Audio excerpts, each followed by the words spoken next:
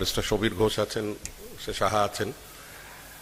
আবার হঠাৎ মানে আমাকে আজকে সকালবেলা একজন বন্ধু ফোন করে জিজ্ঞেস করলো যে লিন ম্যানুফ্যাকচারিং এর ব্যাপারে তুই কথা বলতে যাচ্ছিস, তুই তো কালচারের লোক, তুই আবার ওখানে লিন ম্যানুফ্যাকচারিং ঢুকলি থেকে।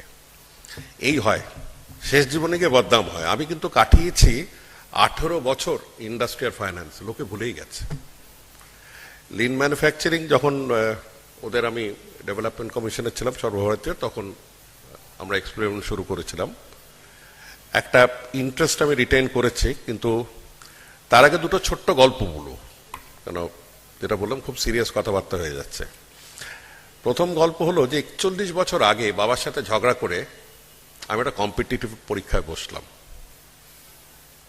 না, আইএসএ তখন বসার বয়স আসেনি, বসলাম। ভগবান জানে 5 করে গেলাম, গিয়ে আমাকে টলস্টয় মার্গের ওদের অফিসে ডাকলো। সেখানে আমাকে খুব প্রাউডলি বললো, you are the first Bengali we are taking in 10 years। আমরা কেন, মালিক কি দোষ করেছে? সেই কোম্পানিতে আমি জয়েন করলাম। It was one of the finest companies in the world at that time, called DCM. DCM এর প্রথম কাজ হলো আমাকে প্রবেশনে ট্রেনিং করে পাঠালো জয় ইঞ্জিনিয়ারিং বলে একটা কোম্পানি ছিল। কোম্পানিতে প্রথম জীবন শুরু করলাম ফ্যাক্টরি ইয়ার্ডের মধ্যে।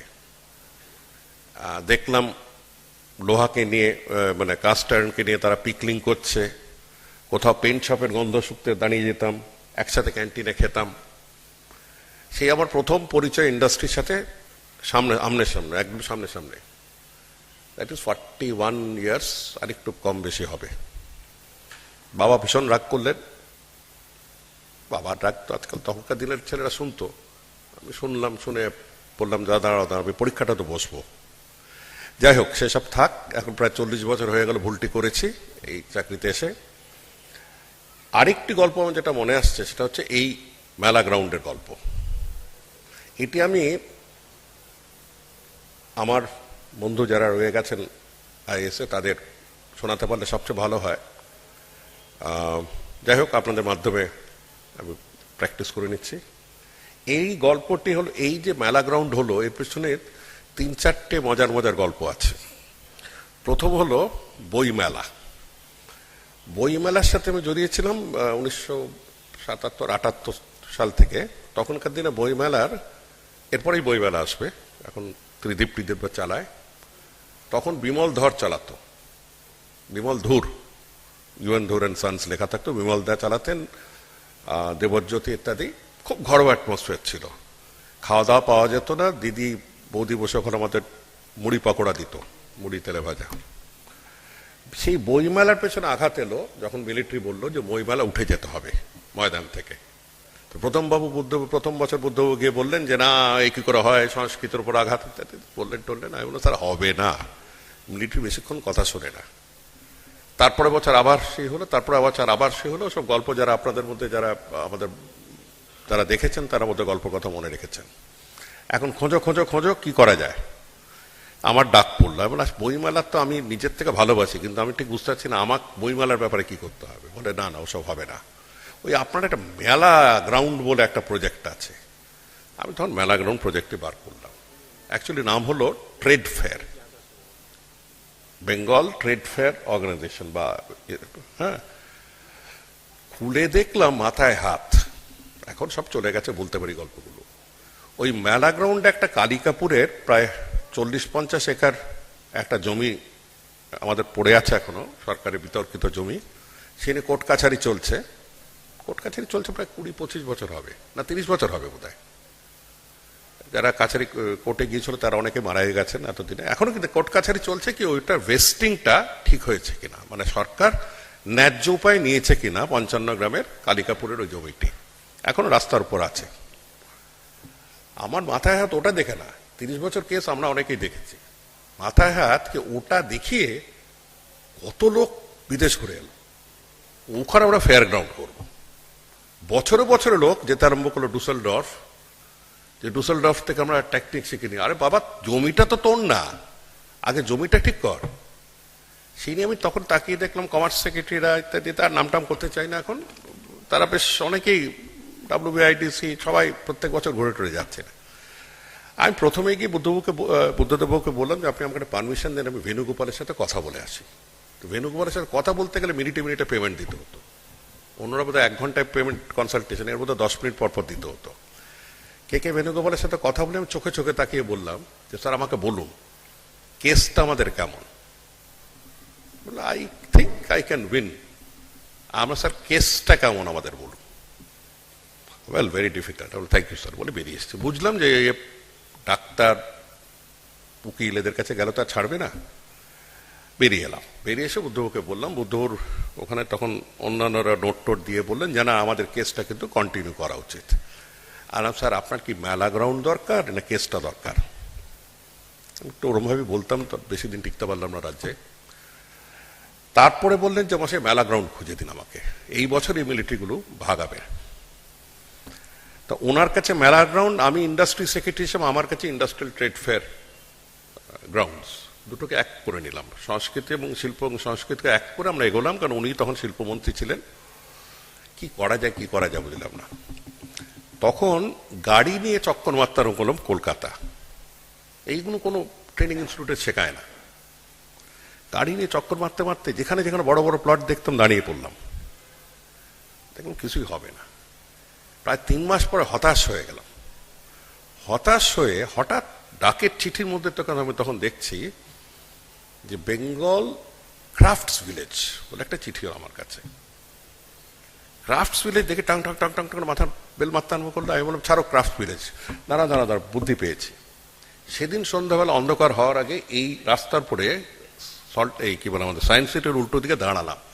দাঁড়িয়ে দেখলাম একটি ছোট্ট সাইনবোর্ড আছে বেঙ্গল ক্রাফটস ভিলেজ। স্ট্রেট লোক পাঠিয়ে কলকাতা কর্পোরেশনের খতিয়ান খোলা হলো যে ওদের নামে কত জমি আছে। একদম যা বলছি প্রত্যেকটা আমি অ্যাফিডেভিট করতে পারি। এখন পুরো সংখ্যাগুলো মনে নেই আমার, যতদূর আমার মনে আছে ওদের কাছে 12 একর জমি দেওয়া ছিল 12 বছর আগে। গিয়ে ধরো বেটাদের, এইটাকে যদি ধরা যায়, কিন্তু তাকিয়ে দেখলাম তারপরে কিন্তু ডোবা, তারপরে চীনেদের পট্টি, তারপর ডোবা, পেছনে কিছু একটা ছোটখাটো গ্রাম, নো ছাড়নছর। কলকাতার বুকের উপর আর জমি পাওয়া যাবে না, এটাকেই ধর। এই নিয়ে বোঝানো হলো। কলকাতা পুলিশ কমিশনার গিয়ে বোঝালেন মুখ্যমন্ত্রীকে, ঠিকই বুঝিয়েছেন, আমার তার সাথে কোনো তর্ক নেই, যে এখানে ট্রাফিক প্রবলেম হবে। তো আমার একটাই উত্তর যে কলকাতায় কোথায় ট্রাফিক প্রবলেম হয় না সেটা আমাকে দেখিয়ে দিন, আমি সেখানে গ্রাউন্ড করব। তখন বলা হলো সল্ট লেকে করতে হবে, তারপর বলা হলো বারাসাতে করতে হবে না। কেউ যাবে না, আমি কলকাতার লোক জানি, কেউ নড়বে না। আপনি কলকাতার মধ্যে রাখুন, তাও যদি যায়, তাও মানে কত কষ্ট করে প্রথম 4 বছর মেলাটাকে আনতে হচ্ছিল। লোকে বলছে কোন ধারে গোবিন্দপুরে দিয়ে দিয়েছে। এই সময় সবচেয়ে বেশি সাহায্য করেছিলেন আমার, বলতে আমি কৃতজ্ঞতা স্বীকার করছি আজকে, সুব্রত মুখার্জি। সুব্রত মুখার্জি কাছে গিয়ে আমি বললাম যে স্যার আপনি তো মেয়র, আপনি এই আমাকে বুদ্ধবাবু বলেছে জানেন সরকার সাহেব, ওই ডোবার মধ্যে কেউ যাবে বলুন তো? স্যার সব হবে, আপনি খালি একটু অনুমতি দিন। তারপরে এদের সাথে ঝগড়া টগড়া করে এই বেঙ্গল ক্রাফটস ভিলেজ, তারা আমাকে হাইকোর্ট দেখালো। আমরা দেখুন মশাই, আমি মিনিত বাঙাল, আমাকে কতবার হাইকোর্ট দেখাবে, ছাড়ুন টার্মসে আসুন। টার্মসে এসে আমি বললাম যে, ওরা বললো 8 একর আমরা রাখবো, 4 একর আপনারা রাখুন। মুদি দোকানের তর্ক শুরু হলো, শেষ পর্যন্ত 8 একর আমরা রাখলাম, ওদের 4 একর না কত 5 একর ওদের হাতে আছে। এখনো দেখবেন ধানের ক্ষেতটা, এই যে পাশে যে বাউন্ডারি দেওয়া, ওদের হাতে পড়ে আছে। ওটাও কোনোদিন এই মেলা গ্রাউন্ডের হয়ে যাবে আশা করি। অন্তত ওরা শুনলে আমাকে গালাগাল দেবে। কিন্তু তারপর থেকে শুরু হলো ওদের পেছনের জমিটা ছিল আইটিসি। তখন কয়েকটা তর্ক তুলে বললো যে না, এটা আমাদের অ্যাটমসফিয়ার ভিশিয়েট হবে না। দুর্মশাই, অ্যাটমসফিয়ার ভিশিয়েট হবে, ইন্ডাস্ট্রিয়াল ট্রেড ফায়ার নিয়ে আসছে আপনার পেছনে, বড় বড় সাহেবরা আপনার হোটেলে থাকবে। আইটিসির বোঝানো গেল, আইটিসির অবজেকশন উইথড্রয় করতে করতে করতে করতে করতে আমরা প্রায় 16 একর। এই পেছনে আরেকটা ছোট্ট চুটকি হলো, মেলা গ্রাউন্ডে যখন আমাদের প্রবলেম হচ্ছিল কালিকাপুরে, তখন আমাকে বোঝানো হলো ডুসেলডর্ফ কোম্পানি নাকি তারা বলেছে এত একর না হলে মেলা গ্রাউন্ড হয় না, মানে ট্রেড ফেয়ার গ্রাউন্ড হয় না। আমি ম্যাড্রাসে গিয়েছিলাম ওদের ট্রেড ফেয়ারের একটা স্মল ইন্ডাস্ট্রি ডেলিগেশন নিয়ে। সেখানে গিয়ে আমি তাদের ডিরেক্টরকে ডেকে বললাম যে তুমি আমাকে এই যে বানালে একটা হল, পুরো আমাকে এটা হিসাব দেবে। সে আমাকে পরে ফ্যাক্সে হিসাবটা পাঠিয়েছিল, 4,000 সামথিং 400 স্কোয়ার বর্গমিটার, এক্স্যাক্টলি 1 একর। তখন একারের হিসাবটা চলে গেল আমার। এই একারের হিসাবটা আসাতে তখন সুবিধা হলো যে 6 একর পেয়ে গেলে আমার 2টো হল হয়ে যাবে। মানে ছোট থেকে শুরু করতে হয়। 6 একর পেলে আমার 2টো হল হয়ে যাবে। আমার 40টা হলের দরকার নেই। কলকাতার লোকেরা 40টা হল কিনতে গেলে পায়ে ব্যথা হয়ে যাবে। 2টো হল 3টে হল, এই যে 2টো হল মন্দিরের মতন দেখতে, এই 2টো হল হলো ওই 1 একরের ওপর। বাকিটা সব গল্প। আজকে হঠাৎ এখানে প্রথমবার আমি এসছি স্টেট ছেড়ে দেওয়ার পরে, অতএব না বলে পারলাম না। এখন চলে আসি লিন ম্যানুফ্যাকচারিংয়ে। লিন ম্যানুফ্যাকচারিংয়ে আপনাদের যেটা বলেছে, এর মোদ্দা কথা হলো যে আচ্ছা, তার আগে আমি আমাদের কেন ম্যানুফ্যাকচারিং বা ইন্ডাস্ট্রিয়াল মেক ইন ইন্ডিয়া নিয়ে আমরা একটু বেশি কথাবার্তা বলছি, সেটা পটভূমিকা আমি আপনাদের বোঝাবার চেষ্টা করি একটু। এই মুহূর্তে পৃথিবীতে হাইয়েস্ট জিডিপি বা ওয়ার্ল্ড স্ট্রংগেস্ট ইকোনমি যেটাকে বলা যায় ইজ ইউএসএ উইথ $17.5 ট্রিলিয়ন। পুরোটাই ট্রিলিয়ন ডলার হিসেবে হয়। চায়না ফলোজ সেকেন্ড উইথ 10.4, এরা 17.4, China 10.4। India position in dollar terms কিন্তু 10 নম্বর স্থানে আছে, 2.1 ট্রিলিয়ন ক্রোর। আচ্ছা, এইভাবে যদি আমরা দেখি, আমরা কিন্তু 10th 20th সারা জীবনে থেকে যাব। কারণ আমাদের যেটা দেখতে হবে সেটা হচ্ছে পারচেজিং পাওয়ার প্যারিটি। যে তোমার ওখানে একটা মানরুটি নিতে গেলে আমার $1 দিতে হয়, তোমার ওখানে চুল কাটতে গেলে $1 দিতে হয়। আমার টাকা, ডলার, থাই বাট, ডলার, আমাদের ডলারের কম্প্যারিজন না নিয়ে পারচেজিং পাওয়ার প্যারিটি ইকোনমিস্টরা মোটামুটি মেনে নিয়েছে আজকাল। পারচেজিং পাওয়ার প্যারিটিতে জিডিপির অঙ্কটা পুরোপুরি পাল্টে যাচ্ছে। পাল্টে গিয়ে চীন হয়ে যাচ্ছে নাম্বার 1 উইথ $17.6 ট্রিলিয়ন ওয়ার্থ। চীনের ইকোনমি $17.6 ট্রিলিয়ন। ইউএস 17.4 থেকে গেল সেকেন্ড। থার্ড হচ্ছে ইন্ডিয়া। আশ্চর্য, পারচেজিং পাওয়ার প্যারিটিতে আমরা এগিয়ে গিয়ে দাঁড়িয়ে গেলাম $7.3 ট্রিলিয়ন। এখন আপনারা পয়েন্টগুলো বাদ দিন। 7, 17, 17, ঠিক আছে? 7, 17, 17। এবার 7 থেকে আমাদের 17তে কি করে এগোতে পারি, দিস ইজ আওয়ার কোয়েস্ট। 2 নম্বর, যেভাবে আমরা যাচ্ছি এক্স্যাক্টলি 15 থেকে 20 বছরের মধ্যে আমরা চীনকে ওভারটেক করবো, the world's largest population, and most of the population is in the young productive period. অন্যান্য রাষ্ট্রের ক্ষেত্রে the older segment is the largest, মানে রিটায়ার্ড লোকের সেগমেন্ট, তারা উপরে সিনিয়র সেগমেন্টটা লার্জেস্ট। কিন্তু ইন্ডিয়ার ক্ষেত্রে as I am talking to you 66% of India is below 35 years. এটা শুধু বাড়বে, এই পার্সেন্টেজ বাড়বে, কারণ আমাদের প্রোডাকশন যেভাবে পালবে। তাতে দুটো জিনিস হতে পারে। একটা হতে পারে we going for a demographic disaster. কি যে হবে চিন্তা করা যাচ্ছে না, তার আগেই টসকে যেতে বলে ভালো হয়। আর একটা হতে পারে we going for a democratic dividend. এই ডেমোগ্রাফি আমাদের হাতে যে শক্তিটা আছে সেটাকে তুলতে গেলে আমাদের দেখতে হবে অন্যান্য ফ্যাক্টরের দিকে। অন্যান্য ফ্যাক্টরের মধ্যে আমাদের দেখতে হচ্ছে যে সারা পৃথিবীতে 6% লোক এগ্রিকালচার করছে, কৃষিজীবী 6%। আমেরিকা, ইউএস, ইউকে, ক্যানাডাতে এটা 1 থেকে 1.5% লোক এগ্রিকালচারের উপর আছে। সেখানে যদি আমরা দেখতে হয় আমাদের 49% ইজ স্টিল ইন এগ্রিকালচার। একটা বৃহৎ সংখ্যা আমরা কিন্তু এগ্রিকালচারে রেখেছি। সেই কৃষি জীবন কিন্তু তাদের সাস্টেন করতে পারছে না। মানে 49 থেকে নামতে 6 আমি কোনোদিন নামবো বলে আমার মনে হয় না, কারণ আমাদের ইন্টেন্সিভ এগ্রিকালচার করি হাতে হাতে। 6 আমরা কোনোদিনই নামবো না, কিন্তু চেষ্টা করা উচিত কে সংখ্যাটাকে কমিয়ে, ভরসাটাকে কমিয়ে, এর উপর ডিপেন্ডেন্সটাকে কমিয়ে একটা দিকে নিয়ে যেতে। কোন দিকে যাবে এবার দেখা যাক। সারা পৃথিবীতে ইন্ডাস্ট্রির উপর লেগে আছে 30% পপুলেশন অ্যাভারেজ ইন্ডাস্ট্রির উপরে। ইউএসএতে এই ইন্ডাস্ট্রির পপুলেশন কিন্তু 20%। মানে ইন্ডাস্ট্রি অটোমেশন হওয়াতে এত সুবিধা তাদের যে তারা percentage of people 30 world average থেকে তারা 20-তে নামিয়েছে, কিন্তু চীন রেখেছে 44। I think that is the better model. কারণ লার্জেস্ট অ্যামাউন্ট অফ পপুলেশনকে তারা ইনভলভ রেখেছে ইন্ডাস্ট্রিতে, যেখানে ভ্যালু অ্যাডেড প্রোডাকশন বেরোতে পারে। এগ্রিকালচার থেকে বেসিক কমোডিটিস পেতে পারি আমরা। আমাদের তার মানে এখন দাঁড়িয়েছে ইন্ডাস্ট্রিতে 26%। 26%কে আমরা 40-এর দিকে কি করে নিতে পারি যদি চীনের কাছাকাছি আসতে হয়। That is why we need to stress on industry as an occupation, as a productive source of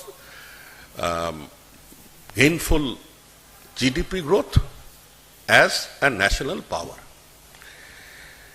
এবার সার্ভিসেস, আমি আজকে সার্ভিসেসকে একদম তর্কের মধ্যে আনছি না, কিন্তু জাস্ট অঙ্ক ছলে আপনাদের বলে দিই অঙ্কের জন্য। 64% of the world is engaged in services, use average 64%। সে তুলনায় ইউএসএ 80%, ইউএসএ যে 16% কম গেল ম্যানুফ্যাকচারিং ইন্ডাস্ট্রি থেকে, তারা চলে গেল সার্ভিসেসে 66, দে হ্যাভ 80%। আর চায়না 46% ইন সার্ভিসেস। ইন্ডিয়া কিন্তু we are better off, we are 60% almost in এতে আপনার 59%, 60% ইন সার্ভিসেস। তার মানে আমি দেখতে পাচ্ছি সার্ভিসে পৃথিবীর অ্যাভারেজ যদি 64 আর আমাদের 60-এ পৌঁছে থাকি, ওখানকার এক্সপ্যানশন ক্যাপাসিটি কিন্তু 7-10-এর বেশি নেই আমার হাতে। তার মানে দেখতে হবে যে কাটতে যদি হয় আমার এগ্রিকালচার থেকে ইন্ডাস্ট্রিতে নিতে হয়, then I must make my industry more competitive. এই তো, কম্পিটিটিভ না হলে ওখানে গিয়ে সবাই একসাথে লোকসান খাবো। সেখানে আমার প্রথম বক্তব্য হলো যে দি রানিং অফ এন ইন্ডাস্ট্রি, আমাদের ছোটবেলায় শেখাচ্ছে কি ছিল, ডিপেন্ডস অন 3 M's। না, মামাটি নয়, 3M: main, material and money. এই তিনটের ম্যানেজমেন্ট। আমি তার সাথে একটা চতুর্থ অ্যাড করব, ডক্টর সেনগুপ্তর ম্যানেজমেন্টের ডক্টরেট, ভয় লাগে বলতে, I will put method. Men, material, money and method, মানে management. Men, material, money, management, এই চারটে। What exactly lean manufacturing means, আমি গল্পের ফলে আপনাদের বলি। আমাদের যে রেটে আমরা ইন্ডাস্ট্রিয়াল প্রোডাকশন যেই মডেল ফলো করছি, তাতে as my 2 previous speakers have explained, it is waste oriented. আমরা ওয়েস্টের দিকটা খুব কম দেখছি, খুব কম দেখছি। আমরা যদি শুধু এক্সট্রা ক্যাপিটাল বা লেন্ডিং রেট এক্ষুনি কমাও, নাহলে আমরা মরে যাব, এইসবের উপর থেকে কনসেন্ট্রেশনটি কিছুক্ষণের জন্য সরিয়ে যেটা বাল্ক অফ এমপ্লয়মেন্ট প্রোভাইড করছে সারা ভারতবর্ষে, that is small scale industry বা মিডিয়াম স্কেল ইন্ডাস্ট্রি বা এসএমই, এমএসএমই সেক্টর, তার দিকে নজর দিই। সেখানে ইন্টারেস্ট রেট আমাদের কাছেও খুবই ক্রিটিক্যাল, কিন্তু তার সত্ত্বেও যেটা মোর ক্রিটিক্যাল, সেটা হচ্ছে যারা এত টাইটলি তাদের ইন্ডাস্ট্রি চালায় এখানকার বা সারা ভারতবর্ষের স্মল স্কেল বা স্মল অ্যান্ড মিডিয়াম এন্টারপ্রাইজ, তারাও কিন্তু লক্ষ্য করে না যে আমাদের কত রকমের টাইম, মেটেরিয়ালস, ম্যানেজমেন্ট সবকটাতে একটা করে চর্বির ফ্যাট জমে গেছে। আমি আপনাদের একটা দুটো এক্সাম্পল দিলে বুঝতে পারবেন। একটা ধরুন আমার খুব ভালো লেগেছিল, এটা আমি ওখানে গিয়ে শিখেছিলাম, বাইরে গিয়ে একবার শিখতে হয়েছিল। দ্যাট ওয়াজ ওই শ্যাডো বোর্ড। শ্যাডো বোর্ডই বলে তো। আমাদের মিস্ত্রিরা দেখবেন, মানে আমাদের মানে কর্মীরা, যে মুহূর্তে ফ্যাক্টরির সাইরেন বাজলো বা হুইসেল বাজলো বা ঘড়িতে টাং করে বাজলো, তারা একসাথে তাদের সব টুলসকে একটা বাক্সতে ফেলে রেখে দেয়, টুল বক্স। পরের দিন সকালে ওইটাকে সাজাতে তাদের লাগবে আধ ঘন্টা, 20 মিনিট থেকে আধ ঘন্টা তাতে লাগবেই লাগবে টুলটাকে আবার টেবিলে নিয়ে সাজাতে।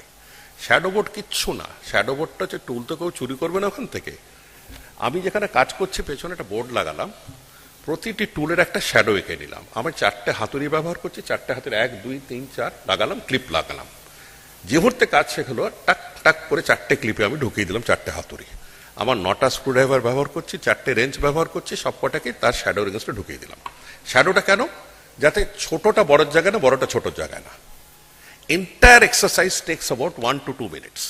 পরের দিন সকালে we start with a savings of 20 minutes। Am I clear? 20 minutes আমার সেভিং হয়ে গেল। এই যে একটা শ্যাডোটাকে বোঝালাম, এটাকে তারপরে ওরা অনেক ডিটেলস আপনাদের বলবে, কিন্তু আমার মনে হয় সাধারণত আমাদের এত ডিটেলসও দরকার নেই।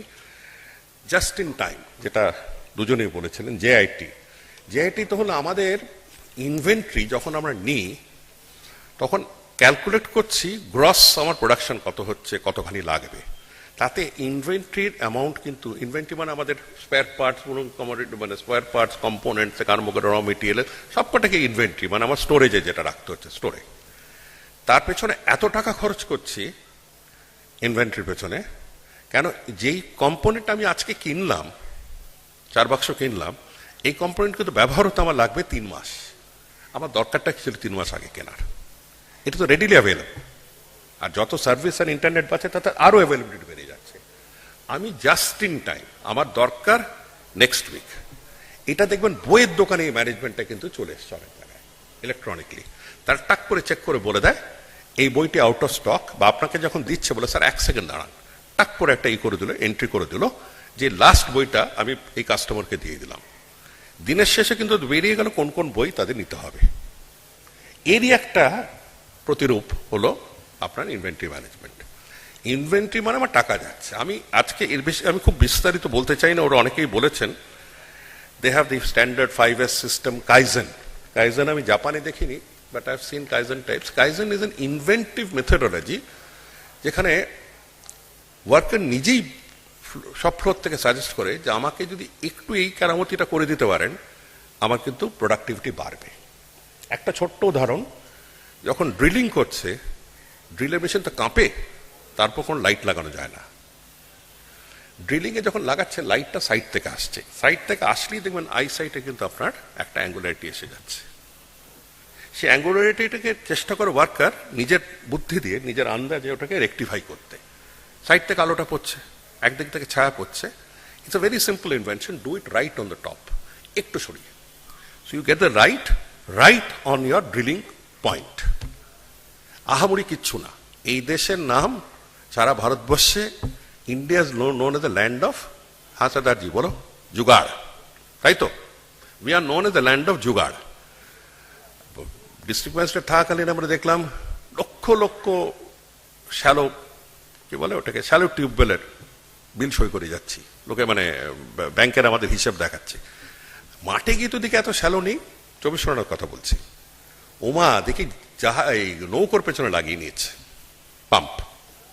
পাম্পটা জলটা টানছে, আর একদিকে জলটা ঠেলছে, ভটভটে নৌকো হয়ে গেল। যা, এই যে জুগাড়, কোনটাতে কোনটার জিনিস কোথায় লাগানো, এই যে ইম্প্রোভাইজেশন, এটার জন্য ভারতবর্ষ একটা তার নাম বলুন বদনাম বলুন জোগাড় করেছে। আমাদের একটু যদি বুঝিয়ে দিতে পারে যে কি করতে হবে, বলো বস চলে যাও, বাকিটা আমি করে দিচ্ছি। এই জন্যই স্কিমটা আমরা চালু করেছিলাম দেবনাথ, কবে 2007 প্রথম শুরু করেছিলাম। 7 গিয়ে আমি তখন বললাম যে এটা আচ্ছা, এর পেছনে সবচেয়ে বড় প্রবলেম যেটা হচ্ছে, এগুলোর যারা গুরু তারা অনেকখানি টুকরাচার্যের মতন, পাওয়াই যায় না শুক্রবার ছাড়া, মহা মুশকিল। পুজো টুজো করলেই পাওয়াই যায় না তাদের। আর এত দাম নেয়, এত খরচ নেয়, 40 লক্ষ 50 লক্ষ। দেখলাম লার্জ স্কেল ইন্ডাস্ট্রিগুলোকে এমপ্লয় করছে, আমাদের কি করে নিতে পারি স্মল স্কেলের জন্য বা মিডিয়াম স্কেলের জন্য।